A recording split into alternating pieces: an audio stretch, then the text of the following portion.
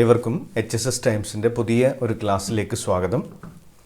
നമ്മൾ പഠിച്ചുകൊണ്ടിരിക്കുന്നത് നമ്മുടെ 5ാമത്തെ ചാപ്റ്ററിൻ്റെ പേര് ഓർഗനൈസിങ്. ഇത് നമ്മുടെ 10ാമത്തെ ക്ലാസ് ആണ്. അപ്പോൾ നമ്മുടെ 9ാമത്തെ ക്ലാസ്സിൽ എന്താ പഠിച്ചത്? We are discussing about delegation of authority. In our previous class, we discussed in detail regarding the meaning of delegation of authority and also the elements of delegation of authority. Today, we are discussing importance of delegation. അപ്പോൾ ക്ലാസ്സിലേക്ക് പോകുന്നതിന് മുമ്പ് ഇതുവരെയായിട്ടും HSS times എന്ന വിദ്യാഭ്യാസ channel subscribe ചെയ്തിട്ടില്ല എങ്കിൽ താഴെ കാണുന്ന സബ്സ്ക്രൈബ് ബട്ടൺ പ്രസ് ചെയ്യുക. കൂടാതെ തൊട്ടടുത്തുള്ള ബെൽ ബട്ടൺ കൂടെ പ്രസ് ചെയ്യുക. അങ്ങനെയാണെങ്കിൽ പുതിയ ക്ലാസ്സുകൾ അപ്ഡേറ്റ് ചെയ്യുന്ന സമയത്ത് നിങ്ങൾക്ക് നോട്ടിഫിക്കേഷൻ ലഭിക്കുന്നതായിരിക്കും. കൂടാതെ ഈ ചാപ്റ്ററിൻ്റെയൊക്കെ നോട്ടൊക്കെ ആവശ്യമുള്ള കുട്ടികൾക്ക് സ്ക്രീനിൽ കാണുന്ന ബ്ലോഗ് അഡ്രസ് hsstimes.blogspot.com എന്ന ബ്ലോഗ് വിസിറ്റ് ചെയ്ത് കഴിഞ്ഞാൽ ഇതിൻ്റെ നോട്ട്സും സ്ലൈഡൊക്കെ ഡൗൺലോഡ് ചെയ്യാൻ വേണ്ടി പറ്റും. അപ്പോൾ നമുക്ക് നമ്മുടെ ക്ലാസ് ആരംഭിക്കാം. Today's topic is importance of delegation. ഇന്ന് പഠിക്കുന്നത് ഇമ്പോർട്ടൻസ് ഓഫ് ഡെലഗേഷൻ ആണ്. Before starting the topic, what do you mean by the term delegation of authority? കഴിഞ്ഞ ക്ലാസ്സിൽ പഠിച്ചതല്ലേ? ഒന്ന് ആലോചിച്ച് നോക്കിയേ, എന്താണ് ഡെലഗേഷൻ ഓഫ് അതോറിറ്റി എന്ന് പറഞ്ഞു കഴിഞ്ഞാൽ? Yes, delegation means it's an administrative process of getting things done through others by sharing authority with them. In short, a superior officer or a manager cannot perform all the tasks properly. So he needs the support or he needs to share the work with others. And the process of sharing the work of a manager or the work of a superior with his immediate subordinate or any other subordinate is known as delegation of authority. എന്താ നമ്മൾ കഴിഞ്ഞ ക്ലാസ്സിൽ പഠിച്ച്, ഒരു കമ്പനിയിൽ ഒരാൾക്ക് തന്നെ എല്ലാം ചെയ്യാൻ പറ്റില്ല. അപ്പോൾ അയാൾ എന്ത് ചെയ്യണം? അയാൾക്ക് ചെയ്യാനുള്ള ഡ്യൂട്ടീസ് മറ്റുള്ള സബോർഡിനേറ്റ്സിന്, കീഴ് ജീവനക്കാർക്ക് ഹാൻഡ് ഓവർ ചെയ്യണം. അങ്ങനെ കീഴ് ജീവനക്കാർക്ക് സുപ്പീരിയർ, അതായത് ഉന്നത ഉദ്യോഗസ്ഥൻ ജോലികൾ ഷെയർ ചെയ്ത് കൊടുക്കുന്ന അല്ലെങ്കിൽ ഹാൻഡ് ഓവർ ചെയ്യുന്ന പ്രോസസ്സിനെ വിളിക്കുന്ന പേരാണ് ഡെലഗേഷൻ എന്ന്. അപ്പോൾ നമുക്കൊരു സിമ്പിൾ എക്സാമ്പിൾ പറഞ്ഞു കഴിഞ്ഞാൽ, ഇപ്പോൾ നിങ്ങളുടെ ക്ലാസ് ടീച്ചർ ക്ലാസ്സിലെ ലീഡറോട് എക്സാം ഫീസ് കളക്ട് ചെയ്യാൻ വേണ്ടി പറഞ്ഞു കഴിഞ്ഞാൽ അത് ഡെലഗേഷൻ ഓഫ് അതോറിറ്റിയാണ്. കാരണം 2-3 ദിവസത്തേക്ക് ക്ലാസ് ലീഡർക്ക് ഒരു പെർമിഷൻ കിട്ടുന്നു. അയാൾക്ക്, ആ കുട്ടിക്ക് എന്ത് ചെയ്യാം? മറ്റുള്ള കുട്ടികളിൽ നിന്നും ഫീസ് കളക്ട് ചെയ്യാനുള്ള പെർമിഷൻ ആര് ഗ്രാൻഡ് ചെയ്യുന്നു? ക്ലാസ് ടീച്ചർ ഗ്രാൻഡ് ചെയ്യുന്നു. അത് കളക്ട് ചെയ്തിട്ട് ടീച്ചർ ഏൽപ്പിച്ച് കഴിഞ്ഞാൽ പിന്നെ പറ്റില്ല. ഇതെല്ലാ ദിവസവും പരിപാടിയാക്കാൻ പറ്റില്ല. എപ്പോഴാണോ ക്ലാസ് ടീച്ചറുടെ പെർമിഷൻ കിട്ടുന്നത് ആ സമയത്ത് ആ കുട്ടിക്ക് അത് ചെയ്യാം. അതാണ് ഡെലഗേഷൻ്റെ ഒരു ചെറിയൊരു എക്സാമ്പിൾ. ക്ലിയർ? ഇതേപോലെ കമ്പനികളിലും എന്ത് ചെയ്യണം? സുപ്പീരിയർ ഓഫീസേഴ്സ് അദ്ദേഹത്തിന് ചെയ്യാനുള്ള ജോലി സബോർഡിനേറ്റ്സുമായിട്ട് ഷെയർ ചെയ്യണം. ആ പ്രോസസ്സാണ് ഡെലഗേഷൻ ഓഫ് അതോറിറ്റി. ഇങ്ങനെ സുപ്പീരിയേഴ്സിൻ്റെ ഡ്യൂട്ടീസ് സബോർഡിനേറ്റ്സുമായിട്ട് ഷെയർ ചെയ്ത് കഴിഞ്ഞാൽ അവിടെ ഉണ്ടാകുന്ന ഗുണങ്ങൾ, ഇമ്പോർട്ടൻസ് അല്ലെങ്കിൽ advantages. We are discussing various importance of delegation of authority. The term importance of delegation of authority refers to the benefit enjoyed by an organization as a result of applying delegation of authority in the enterprise. ഒരു കമ്പനിയിൽ delegation of authority എന്ന് പറയുന്ന process apply ചെയ്തത് കൊണ്ട് കമ്പനിക്ക് കിട്ടുന്ന ബെനഫിറ്റുകളാണ് ഇതിൻ്റെ importance എന്ന് പറയുന്നത്. ക്ലിയർ? ഒന്നാമത്തെ കാര്യം ഇതാണ്, effective management is possible. The first importance of delegation of authority is effective management is possible. Delegation of authority relieves the top executives from heavy load of work.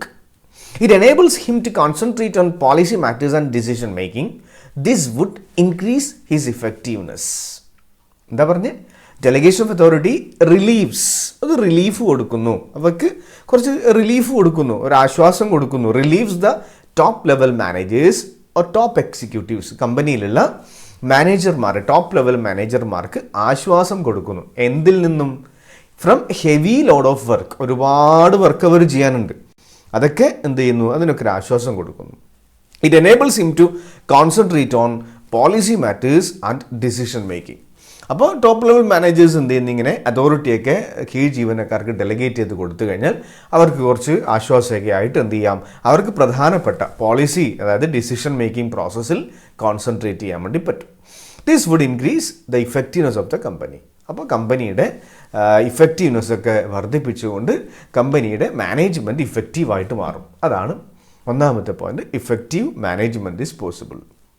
ഇപ്പോൾ നിങ്ങളുടെ ക്ലാസ് ടീച്ചർക്ക് ഒന്ന് ആലോചിച്ച് നോക്കിയേ, ഒരുപാട് ഡ്യൂട്ടീസ് ഉണ്ട്. സ്കോളർഷിപ്പിൻ്റെ കാര്യം, അതേപോലെ എക്സാം ഫീസ്, ഡെയിലി അറ്റൻഡൻസ്, ഇങ്ങനെ കുറേ കാര്യങ്ങൾ ഒരു ക്ലാസ് ടീച്ചർ ചെയ്യാനുണ്ട് ഇല്ലേ?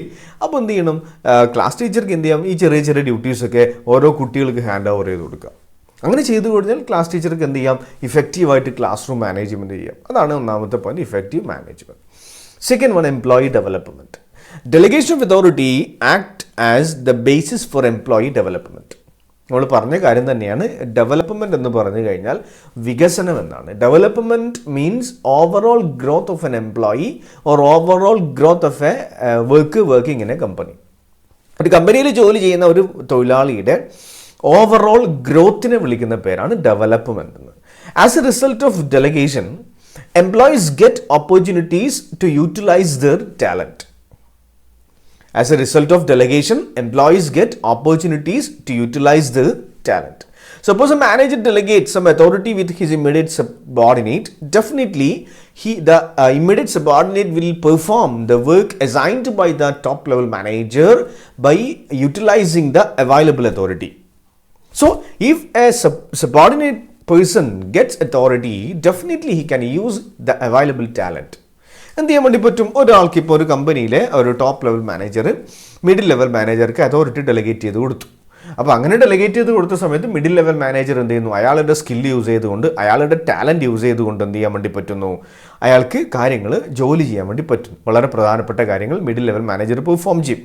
അപ്പോൾ it makes dum better leaders and decision makers. ഇങ്ങനെ എന്താണ്, ഇവർ ഈ സബോർഡിനേറ്റ്സിന് അധികാരം കിട്ടിക്കഴിഞ്ഞാൽ അവരവരുടെ സ്കില്ലൊക്കെ ഉപയോഗിച്ചിട്ട് അവരുടെ കാര്യങ്ങളൊക്കെ ചെയ്തിട്ട് അവരെന്ത് ചെയ്യുന്നു? നല്ല ലീഡേഴ്സായിട്ടും നല്ല ഡിസിഷൻ മേക്കേഴ്സായിട്ട് തീരുമാനമെടുക്കാനുള്ള കപ്പാസിറ്റിയും ലീഡർഷിപ്പ് ക്വാളിറ്റിയൊക്കെ ആർക്ക് കിട്ടുന്നു? ഈ സബോർഡിനേറ്റ്സിന് കിട്ടും. അതാണ് രണ്ടാമത്തെ point, employee development.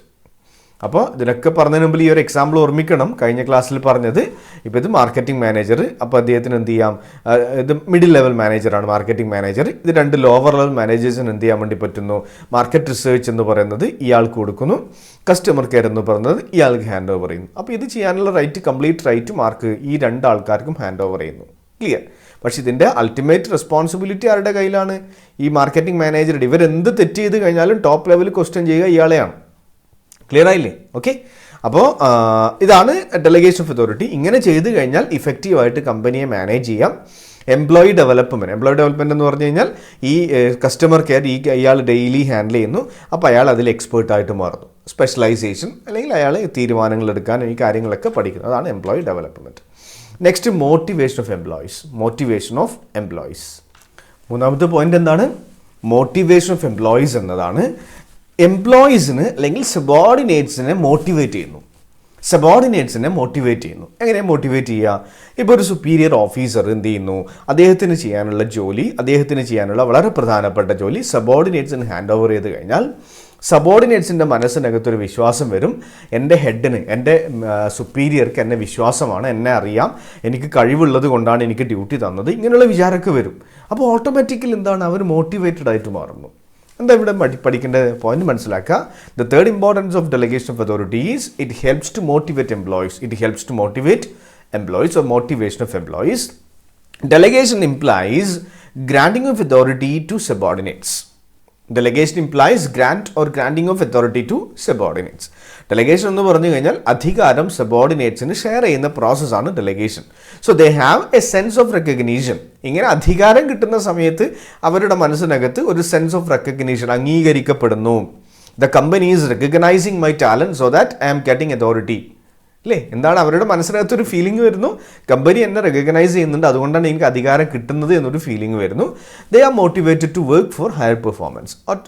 Automatically they will be motivated and they will work hard. അപ്പോൾ എംപ്ലോയി മോട്ടിവേഷൻ എന്ന് പറഞ്ഞു കഴിഞ്ഞാൽ എന്താ? Delegation means A granting or sharing of authority with subordinates. Whenever a subordinate gets authority from his immediate superior or from any other superior, definitely feeling sense, they may think that the company is recognizing his talent. Why he is thinking that the company is recognizing the talent? Because the company is granting authority. The company is granting authority to a particular subordinate. So, a company will never grant authority to inadequate or person who doesn't have enough capacity to perform a task. Company ഒരിക്കലും കഴിവില്ലാത്ത ആൾക്കാർക്ക് അധികാരം share ചെയ്ത് കൊടുക്കില്ല. കഴിവുണ്ട് എന്ന് വിചാരിച്ചത് കൊണ്ടാണ് അധികാരം കൊടുക്കുന്നത്. അപ്പോൾ എംപ്ലോയീസ് ഓട്ടോമാറ്റിക്കലി മോട്ടിവേറ്റഡ് ആയിട്ട് തീരുന്നു. അതാണ് motivation of employees. Next facilitate growth. Facilitate growth. ഈ facilitate employee development second point ആയിട്ട് പഠിച്ചു. നാലാമത്തെ ഇമ്പോർട്ടൻസ് ഇതാണ്, ഫെസിലിറ്റേറ്റ് സാധ്യമാക്കി തരുന്നു, സാധിപ്പിച്ചു തരുന്നു. ഗ്രോത്ത് ഓഫ് കമ്പനി, കമ്പനിയുടെ വളർച്ച സാധ്യമാക്കി തരുന്നു. Delegation enables workforce to assume more responsibilities. Delegation enables workforce to assume more responsibility. Thus, it helps the growth and expansion of the company, that is organization. അപ്പോൾ എന്താ ഇവിടെ മനസ്സിലാക്കണ്ടേ? Delegation enables workforce എന്ന് പറഞ്ഞു കഴിഞ്ഞാൽ കമ്പനിയിലുള്ള ജോലിക്കാർ, എംപ്ലോയീസ് ആൻഡ് വർക്കേഴ്സിനെ മൊത്തത്തിൽ വിളിക്കുന്ന പേരാണ് വർക്ക് ഫോഴ്സ് ആണ്. Delegation enables work force to assume more responsibility. ഇപ്പോൾ നമ്മൾ ഇന്നലെ തന്നെ പഠിച്ച കാര്യമാണ്. അധികാരം, പണ്ട് ഹെൻറി ഫാളിൻ്റെ പ്രിൻസിപ്പിൾ പഠിച്ചിട്ടുണ്ട്, authority and responsibility are coexisting എന്ന്. രണ്ടും പരസ്പരം ബന്ധപ്പെട്ട് കിടക്കുന്നതാണ്. ഇത് രണ്ടും കൂടി നിലനിൽപ്പില്ല, അല്ലാതെ ഒന്നിന് മാത്രമായിട്ട് എക്സിസ്റ്റൻസ് ഇല്ല. Authority and responsibility are coexisting. Clear? പരസ്പരം ഒന്നുണ്ടെങ്കിലേ മറ്റതുള്ളൂ, അതാണ് കോ എക്സിസ്റ്റിംഗ് എന്ന് പറയുന്നത്. അപ്പം അതോറിറ്റി ഡെലഗേറ്റ് ചെയ്ത് കൊടുത്തു കഴിഞ്ഞാൽ ഓട്ടോമാറ്റിക്കലി വർക്കേഴ്സിൻ്റെ ഇടയിൽ ഒരു റെസ്പോൺസിബിലിറ്റി കൂടെ ക്രിയേറ്റ് ചെയ്യുന്നു. എന്താണോ സുപ്പീരിയർ പറഞ്ഞത് അത് അവർ പെർഫോം ചെയ്യും. അപ്പോൾ സിൻസിയർ ആയിട്ട് വർക്ക് ചെയ്യും. Delegation of authority leads to sincere work from the part of employees. Clear? അപ്പോൾ ഇങ്ങനെ എംപ്ലോയീസൊക്കെ സിൻസിയറായിട്ട് വർക്ക് ചെയ്ത് കഴിഞ്ഞാൽ കമ്പനിക്ക് എന്ത് ചെയ്യാം? കമ്പനിയുടെ ഗ്രോത്ത്, കമ്പനി ചെറിയ കമ്പനിയുള്ള കമ്പനി പ്രോഫിറ്റൊക്കെ കൂടി വലിയ കമ്പനിയൊക്കെ ആക്കി മാറ്റാൻ വേണ്ടി പറ്റും. അതാണ് facilitate growth of the company. Facilitate growth of the company. Next, better coordination is possible. Better coordination is possible. ഏകോപനം, വളരെ ഇഫക്റ്റീവായിട്ട് കമ്പനിയുടെ ഏകോപനം സാധ്യമാണ്. Delegation helps to avoid overlapping and duplication of work. Delegation helps to avoid overlapping and duplication of work. Delegation എന്തിനു സഹായിക്കുന്നു? Overlapping of വർക്കിനെയും duplication of വർക്കിനെയും ഒഴിവാക്കാൻ വേണ്ടിയിട്ട്. ഓവർലാപ്പിംഗ് എന്ന് പറഞ്ഞു കഴിഞ്ഞാൽ ഒരു ജോലി തന്നെ ഒന്നിൽ കൂടുതൽ ആൾക്കാർ ചെയ്യുന്നതാണ് എന്താണ്? ഓവർലാപ്പ്, അല്ലെങ്കിൽ ഒരു പരസ്പരം ബന്ധപ്പെട്ട് കിടക്കുക അല്ലെ? ഡ്യൂപ്ലിക്കേഷൻ, ഇതൊക്കെ സെയിം പോയിന്റുകളാണ്. ഓവർലാപ്പിംഗ് ഓഫ് വർക്ക് അല്ലെങ്കിൽ ഡ്യൂപ്ലിക്കേഷൻ ഓഫ് വർക്ക്, ഒരു ജോലി തന്നെ കുറേ ആൾക്കാർ ചെയ്യുന്ന പരിപാടി, അതൊക്കെയാണ് ഡ്യൂപ്ലിക്കേഷൻ ഓഫ് വർക്ക് എന്ന് പറഞ്ഞു കഴിഞ്ഞാൽ. Clarity in reporting helps to develop and maintain effective coordination. ഇവിടെ അതോറിറ്റി, ഇപ്പോൾ ക്ലാസ് ലീഡർക്ക് എന്താണ്? എക്സാം ഫീസ് കളക്ട് ചെയ്യാനുള്ള റൈറ്റ് കൊടുത്തു. അപ്പോൾ ആ ക്ലാസ് ലീഡർക്ക് കൃത്യമായിട്ട് അറിയാം, ഞാൻ കളക്ട് ചെയ്യുന്ന പൈസ എൻ്റെ ക്ലാസ് ടീച്ചർക്കാണ് കൊടുക്കേണ്ടത്. അല്ലാതെ മറ്റേ ക്ലാസ്സിലെ ഹ്യൂമാനിറ്റീസിൻ്റെ സയൻസിലെ ക്ലാസ് ടീച്ചർക്ക് നിങ്ങൾ പൈസ കൊണ്ട് കൊടുക്കുമോ? ഇല്ല. അപ്പോൾ അവിടെ എന്താണ്? കൃത്യമായിട്ട് സ്പെസിഫൈഡ് ആണ്, ആർക്ക് അക്കൗണ്ടബിൾ ആണ് എന്നുള്ള കാര്യം കൃത്യമായിട്ട് സ്പെസിഫൈഡ് ആണ്. ഇങ്ങനെ കൃത്യതയോട് കൂടിയിട്ട് അധികാരം ഷെയർ ചെയ്ത് കൊടുത്തു കഴിഞ്ഞാൽ ഓട്ടോമാറ്റിക്കലി കമ്പനിക്ക് അല്ലെങ്കിൽ മാനേജ്മെൻറ്റിന് ആ കമ്പനിയുടെ വ്യത്യസ്ത കാര്യങ്ങളെ ഇഫക്റ്റീവായിട്ട് കോഓർഡിനേറ്റ് ചെയ്യാം. അതാണ് better coordination is possible. With the help of delegation of authority the management can ensure coordination among various or employees or various departments. ഇങ്ങനെ എഴുതി കഴിഞ്ഞാലും കുഴപ്പമില്ല. Better coordination. നെക്സ്റ്റ്, ആറാമത്തെ point, basis of management hierarchy. Basis of management hierarchy. Delegation of authority establishes superior subordinate relationship. Delegation of authority establishes superior subordinate relationship which are the basis of hierarchy of management. അപ്പോൾ delegation of authority എന്ന് പറഞ്ഞു കഴിഞ്ഞാൽ അവിടെ എന്ത് വരുന്നു? Superior subordinate relationship establish ചെയ്യുന്നു. എന്തുകൊണ്ടാണ് authority delegate ചെയ്യാൻ വേണ്ടി പറ്റുന്നത്? ഒരാളുടെ ഹെഡ് ആയതുകൊണ്ടാണ്. അപ്പോൾ ഒരാൾ ഉന്നതാധികാരി, ഒരാൾ കീഴ്ജീവനക്കാരൻ എന്ന ഒരു റിലേഷൻഷിപ്പ് അവിടെ വരുന്നു. അതാണ് ഈ മാനേജ്മെൻറ്റ്, ലെവൽസ് ഓഫ് മാനേജ്മെൻ്റ് ഒക്കെ പഠിച്ചിട്ടില്ലേ? Top level, middle level, lower level, അങ്ങനെ ഒരു ക്ലാസിഫിക്കേഷനൊക്കെ ഉണ്ടാക്കാൻ വേണ്ടിയിട്ടുള്ള ബേസിസ് എന്ന് പറയുന്നത് ഈ ഡെലഗേഷൻ ഓഫ് അതോറിറ്റിയാണ്. അപ്പോൾ delegation of authority establishes superior subordinate relationship which are the basis of hierarchy of management. Clear? Delegation of authority superior subordinate relationship create ചെയ്യാൻ വേണ്ടി സഹായിക്കുന്നു. അത് മാനേജ്മെൻറ്റ് ഹൈറാർക്കിയുടെ ബേസിസ് ആയിട്ട് പ്രവർത്തിക്കുന്നു. അപ്പോൾ ഇതാണ് ആറാമത്തെ പോയിന്റ്, ഇമ്പോർട്ടൻസ് ഓഫ് ഡെലഗേഷൻ. അപ്പോൾ നമ്മൾ ഇന്ന് പഠിച്ചത് 6 പോയിന്റുകളാണ് ഇമ്പോർട്ടൻസ് ഓഫ് ഡെലഗേഷൻ. ഇപ്പോൾ ഡെലഗേഷൻ എന്ന് പറഞ്ഞു കഴിഞ്ഞാൽ ഒരു സുപ്പീരിയർ സബോർഡിനേറ്റ്സിന് ഡ്യൂട്ടീസ് ഹാൻഡ് ഓവർ ചെയ്യുന്ന പ്രോസസ്സാണ് ഡെലഗേഷൻ ഓഫ് അതോറിറ്റി. അങ്ങനെ ചെയ്തു കഴിഞ്ഞാൽ ഇഫക്റ്റീവായിട്ട് കമ്പനിയെ മാനേജ് ചെയ്യാം, എംപ്ലോയീസിൻ്റെ ഡെവലപ്മെൻറ്റ് ഉറപ്പാക്കാം, എംപ്ലോയീസിനെ മോട്ടിവേറ്റ് ചെയ്യാം, കമ്പനിയുടെ വളർച്ച ഉറപ്പാക്കാം, ഫെസിലിറ്റേറ്റ് ഗ്രോത്ത് ഓഫ് കമ്പനി, വളരെ ഇഫക്റ്റീവായിട്ട് സംയോജനം അല്ലെങ്കിൽ ഏകോപനം സാധ്യമാണ്. Better coordination is possible. അതുപോലെ തന്നെ ലെവൽസ് ഓഫ് മാനേജ്മെൻറ്റിൻ്റെ ബേസിസ് ആയിട്ട് മാനേജ്മെൻറ്റ് ഹൈറാർക്കിയുടെ മാനേജ്മെൻറ്റ് ശ്രേണി, ഹൈറാർക്കി എന്ന് പറഞ്ഞു കഴിഞ്ഞാൽ ശ്രേണി എന്നാണ്, മാനേജ്മെൻറ്റ് ശ്രേണിയുടെ ബേസിസ് ആയിട്ട് പ്രവർത്തിക്കുന്നു. അപ്പോൾ ഇത്രയും കാര്യങ്ങളാണ് ഇന്ന് ഈ ക്ലാസ്സിൽ നമ്മൾ ഡിസ്കസ് ചെയ്യുന്നത്. ഇനിയുള്ളത് ഡീസെൻട്രലൈസേഷൻ ഓഫ് അതോറിറ്റിയാണ്. അത് ഈ ക്ലാസ്സിൽ സ്റ്റാർട്ട് ചെയ്യേണ്ട ആവശ്യമില്ല, നെക്സ്റ്റ് ക്ലാസ്സിൽ തുടങ്ങാം. അപ്പോൾ ഇന്നത്തെ ക്ലാസ് അവസാനിപ്പിക്കുകയാണ്. ഇതുവരെയായിട്ടും ചാനൽ സബ്സ്ക്രൈബ് ചെയ്തിട്ടില്ല എങ്കിൽ please subscribe the channel and also press the bell button. അപ്പോൾ അടുത്ത ടോപ്പിക്കുമായിട്ട് നെക്സ്റ്റ് ക്ലാസ്സിൽ കാണാം. Thank you.